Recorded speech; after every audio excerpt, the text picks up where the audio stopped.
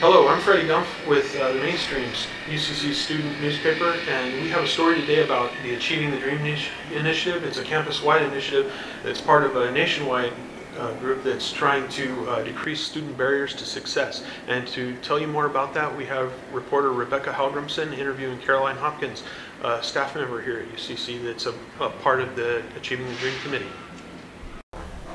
Hi, I'm here with Caroline Hopkins, who's working with Achieve the Dream National Program. This program is to help identify the barriers which keep students from graduating. Hi, Caroline. Hello. Could you please explain Achieve the Dream program?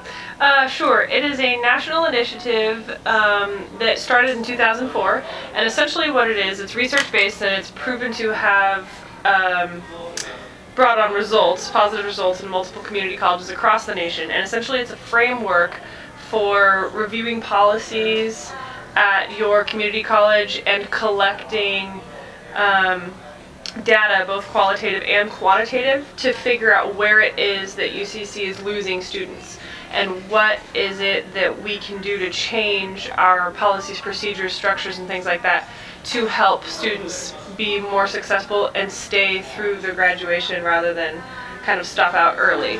So essentially every school that participates in Achieving the Dream has a core team within their school that's kind of doing a lot of the data collection and analysis, and each school gets a leadership coach and a data coach that are retired community college presidents that have successfully completed the Achieving the Dream process, and they're there to kind of help guide and make suggestions and ask questions to make sure that the team is being as successful as possible at pinpointing exactly what is it that is creating the barrier for these students.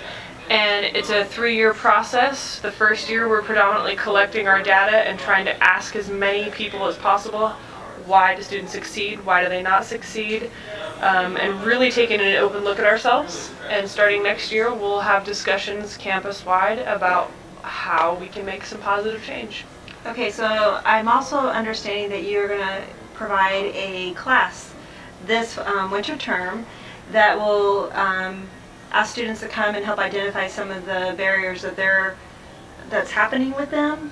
Yeah, so my entire career I've been in the field of education, and I've noticed a large disconnect between the culture of poverty and the culture of middle class. And predominantly educators come from the middle class, and that's not to say that they don't understand or haven't experienced the culture of poverty, but oftentimes that is the case. And so students are unable to connect, and you can only learn from something or somebody that you can connect to. And so it's been a passion of mine to figure out how to bridge this gap. And so Ruby Payne's book, Bridges Out of Poverty, is one that's really well renowned. It's helped a lot of school districts across the nation bridge this gap. And so I'm offering a non-credit class that is through Angel that starts winter term and it goes through part of spring term. And right now we have over 60 staff members enrolled from all areas of staff. And I'm offering to allow students I'm trying to encourage students to get involved as well, because essentially as a staff we're discussing students and how to support them, and so it makes sense to have students join and say, hey, this is how to support me.